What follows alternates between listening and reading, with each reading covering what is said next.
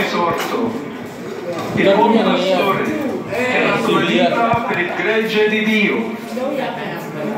Anch'io vorrei che questo saluto di pace entrasse nel vostro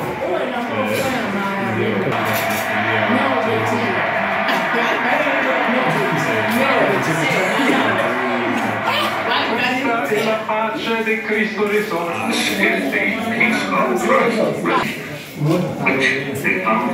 Which also builds us up, which is perseverance, which comes from God. God which loves us, who loves all of us unconditionally. Ancora conserviamo le nostre. Io mi andrò mwenyewe papa. I would like to express how we have been weakened by the love because all of us. Padre, sisi hapa tunashuhudia tu. Isipokuwa huyu hapa jina lake katikati ni Francis. Kwa hiyo Francis usipojichagua itakuwa jina lako na baba yako. Without any fear, united hand in hand with God among ourselves. May we advance together.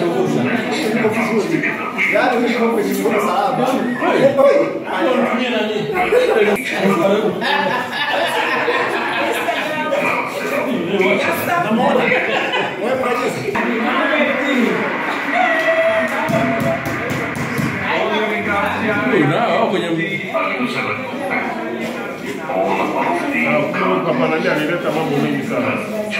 Leo wakumeza. Mumsoma. Alikuwa ni hatari. Alikuwa ni hatari ya akili. Utaipitia tu hiyo. Na huyo akasema kwenye. Wewe unataka kujua juu ya huyu. Kupitia hayo sasa. As women, men, akichukua jina la huko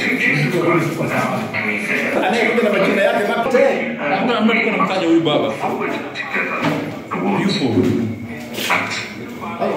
Marekani hawezi kuongoza mimi nilikuwa nasema Amerika na Italy basi alla Chiesa di Roma un saluto speciale.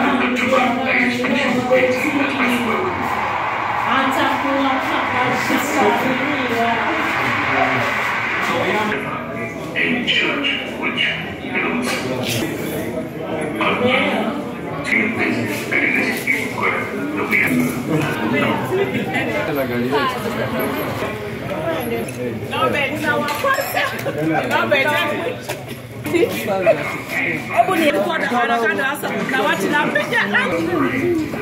Anuncio vobis, Manyam Gaudium habemus papam. Hizi ndio furaha za watu hawa hapa katika parokia ya Mtakatifu Yesu Kristo Mfalme Sengerema, katika furaha za tangazo la papa, na ndivyo tumeweza kuona mtazamaji katika channel yetu ya Geita Catholic Diocese Online Television. Tumeweza kuona papa mpya anaitwa Papa Leo wa 14 ambaye anatoka Marekani.